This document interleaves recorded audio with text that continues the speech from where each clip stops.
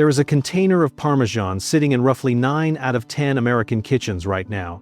It has a name you recognize, a price that feels reasonable, and a label that makes it look like something that came from a dairy farm in northern Italy. And if you have never stopped to read what is actually in that container, what I am about to show you is going to make you look at it very differently. The industry term for what most American Parmesan products actually are is imitation cheese, or cheese product. And the FDA has specific definitions for what can and cannot legally be called Parmesan.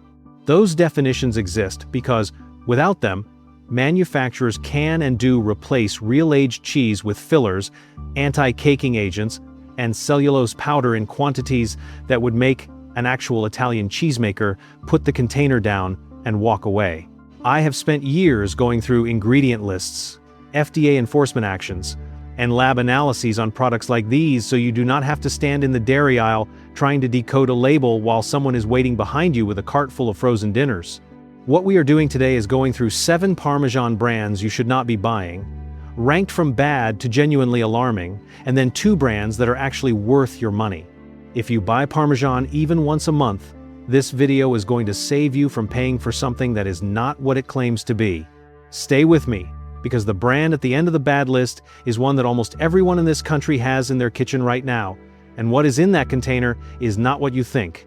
Before we get into it, if you have been burned by marketing language on food labels before, make sure you are subscribed to the channel. We do this every week across every category in the supermarket. Let us start the countdown. Brand number 7 is 4C Parmesan cheese, and this is where the list begins, which tells you something about how low the floor is in this category. The first thing you see on the label is the word Parmesan. What you do not see until you flip the container over is that the ingredient list starts with Parmesan cheese, and then immediately follows with cellulose powder listed as an anti-caking agent. Cellulose is, in plain terms, wood pulp fiber. It is used in grated cheese products to prevent clumping during storage and transit. The FDA permits it up to 4% of the total product weight. 4C runs close to that ceiling. And while 4% does not sound like much, consider that on a container sized for a family, you are paying for a meaningful portion of something that has never been anywhere near a cow. The cheese itself in this product is not aged to the standard that the name Parmesan implies. Real Parmigiano Reggiano, which is the protected designation product this name is trading on, is aged a minimum of 12 months. Nothing on the 4C label tells you how long the cheese in that container was aged, because it does not have to. That is a legal gap that this product, and most of the others on this list, exploit completely. It is not the worst offender here, but it earns its place on the list because the gap between the impression the label creates and what is actually inside is real and consistent. If you thought that one was bad, the next one takes it further in a direction that feels almost deliberate. Brand number 6 is Kraft Parmesan cheese, specifically the classic green canister version. Now, Kraft is a name that comes with enormous brand trust, and that trust is doing a lot of heavy lifting on this product. In 2012, a Bloomberg investigation found that independent lab testing of this product showed cellulose content at levels that in some tested samples appeared to exceed what the label suggested. Kraft disputed those findings, but the investigation was cited widely, and the company did not contest the underlying methodology in public. What is not in dispute, because it is printed directly on the label, is that Kraft Parmesan lists cellulose powder as an ingredient and does not specify the age of the cheese used. The FDA defines grated cheese with specific fat and moisture requirements, and Kraft meets those minimum standards. But meeting a minimum standard and delivering what the name implies are 2 very different things. You are paying for Parmesan. The label is allowing you to believe you are getting something close to the Italian standard. What you are getting is a processed, grated cheese product with a filler. That is the gap. And when a brand this large exploits that gap, it stops being an accident. This next one does not even try to look premium, and that is exactly what makes it worse in a different way. Brand number 5 is Great Value Parmesan, Walmart's house brand, and the issue here is transparency by omission. Great value Parmesan costs less than almost anything else in this category, and the price point is the whole strategy. When you look at the ingredient list, you see Parmesan cheese listed first, followed by cellulose powder and potassium sorbate as a preservative. The cheese content here is real, technically, but the aging process and the quality of the milk source are not disclosed in any way the consumer can evaluate. What independent analysis of similar store-brand graded Parmesan products has consistently shown is that moisture content tends to run on the high side of what regulations permit, which matters because moisture is weight, and weight is what you are paying for by the ounce. You are not necessarily getting more cheese per ounce than you would with a better product. You are potentially getting more water. Add the cellulose, and the actual percentage of real, properly aged cheese in the container is lower than the name on the lid suggests. The value is not as real as the price makes it feel. Now, if you have liked what you are finding out so far, hit the like button. It helps more people find this kind of content, and it costs you nothing. Brand number 4 is Polio Parmesan, and this is a product that coasts almost entirely on legacy brand recognition. Polio built its reputation in the mid-20th century as a serious Italian-American cheese brand, and that reputation still moves product, even though the formula and ownership have changed significantly over the decades. The current Polio graded Parmesan lists cellulose powder in its ingredient panel, and the cheese blend used is not disclosed in detail beyond the word Parmesan. What stands out with Polio, specifically, is the marketing language on the front of the container, which uses words like classic and premium without any certification or third-party standard to back those claims up. The FDA does not regulate the word premium on a cheese label. It is completely uncontrolled marketing language. So a manufacturer can print premium on a product that contains cellulose powder, undisclosed, aged cheese, and added preservatives, and it is entirely legal. Polio does exactly that. The name used to mean something specific. What is in the container now is a different product, wearing that name's reputation. That is a meaningful distinction, and it costs you every time you reach for it based on memory, rather than the current label. Brand number 3 is Belgioso American Grana. And I want to be careful here because Belgioso makes genuinely good products in other parts of their line, which is part of what makes this particular product worth flagging. American Grana is positioned and priced as a premium alternative to authentic Parmigiano Reggiano. The packaging uses language and visual design that implies Italian heritage and artisan production. What it is, technically, is an American-made cheese that mimics the Grana Padano or Parmigiano style, but is not subject to the same production regulations. That is not inherently a problem. The problem is the price. American Grana retails at a price point that puts it within range of imported Parmigiano Reggiano in many markets, and it does not deliver the same flavor depth, aging complexity, or guarantee of production standards that the protected designation requires. You are paying near premium prices for a cheese that is aspirationally positioned but structurally different from what it aspires to be. Independent tasting evaluations have consistently placed American Grana behind authentic aged Parmigiano in flavor development and texture. If the price were lower, this would be a reasonable middle-tier option. At the price it actually sells for, it is trading on an image it cannot fully support. That is when it gets interesting, because the next one does not just have a label problem, it has a history. Brand number 2 is Supremo Italiano Parmesan, a product that has circulated widely in food service and in club store retail formats. Supremo Italiano trades heavily on the Italian-sounding name, which implies a geographic origin the product does not have. It is manufactured domestically.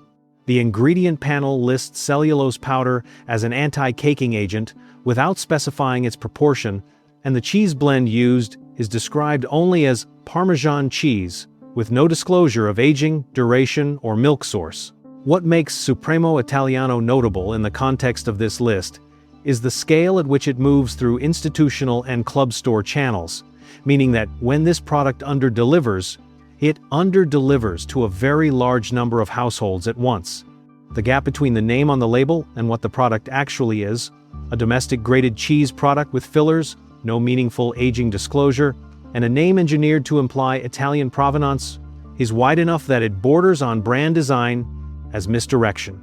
If the label said American-graded cheese blend, fewer people would buy it. That is not a coincidence. That is a business decision. And now we are at number 1. This is the brand that earned the top of this list. Not because it is the most obscure, but because it is the most ubiquitous and because it has the most documented history of the gap between what it claims and what it delivers.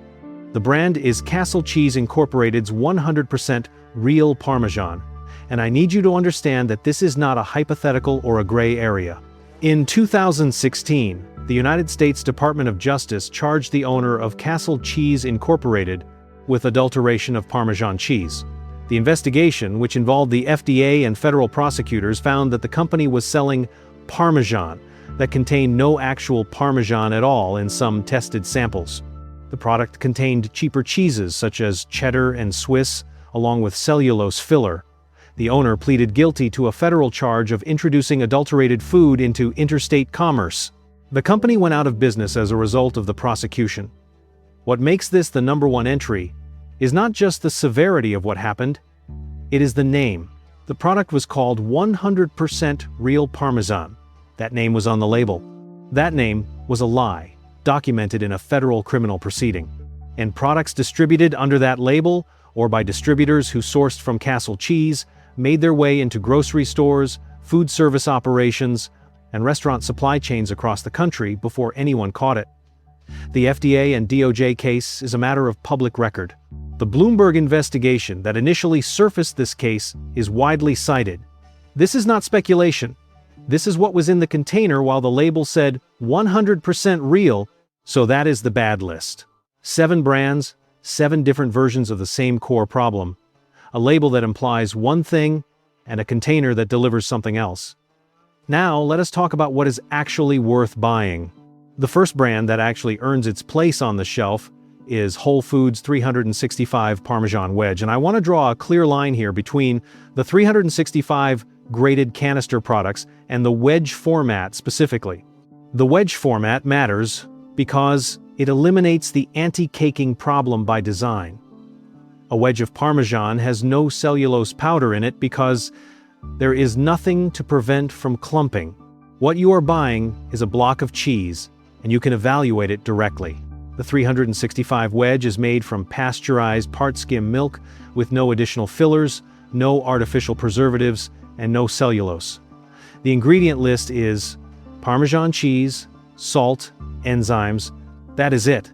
Whole Foods sources this product under standards that are disclosed on their supplier portal and have been reviewed by third-party auditors under their quality assurance program.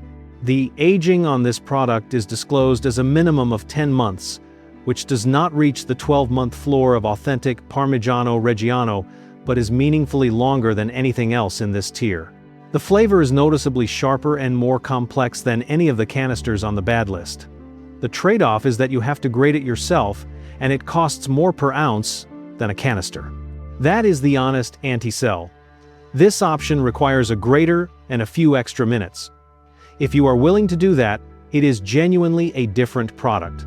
And that brings us to the brand that closes this list. The one that, if you are buying Parmesan and you want to know that what you are getting is real, is the correct answer. That brand is authentic imported Parmigiano Reggiano with the PDO seal, and I am going to explain exactly how to identify it because the name alone is not enough. Parmigiano Reggiano is a protected designation of origin product governed by the Consorzio del Formaggio Parmigiano Reggiano, a regulatory body established under European Union law. To bear that name and the PDO seal, the cheese must be produced in a specific geographic region in northern Italy, using milk from cows fed a regulated diet, aged a minimum of 12 months under inspection, and stamped with a unique identification code that can be traced back to the specific dairy that produced it. Every wheel that passes inspection is fire-branded with the Parmigiano Reggiano name in a dotted pattern that covers the entire rind. When you buy a wedge with that rind visible, you can see the branding directly. When you buy a pre-cut piece wrapped in plastic, look for the PDO seal, which is a red and yellow circular stamp, and look for the Parmigiano Reggiano name on the rind itself. If the rind is not there, if the seal is not there, you are not getting the real thing regardless of what the front of the label says. At 12 months aging, the flavor is sharp, grainy, and complex, in a way that no domestic Parmesan canister can reproduce, because the production method, the milk source, and the aging time are all legally controlled. A genuine wedge of Parmigiano Reggiano will cost you more. It will last longer in your refrigerator than a canister. And when you taste the difference, you will understand immediately why the canister brands have spent decades trying to borrow the name. Here is where we land. 7 brands that use the word Parmesan while delivering something that ranges from minimally acceptable to, in the most extreme case, the subject of a federal criminal conviction. 2 products that give you what the label actually promises. 1 domestic, 1 imported, both requiring slightly more from you as a consumer. The industry counts on the fact that most people will not read past the front of the label. That is the whole business model. And the simplest way to not be that person is to flip the container over and look at 3 things. The ingredient list for cellulose, the aging disclosure, if there is one, and whether the product carries a protected designation seal.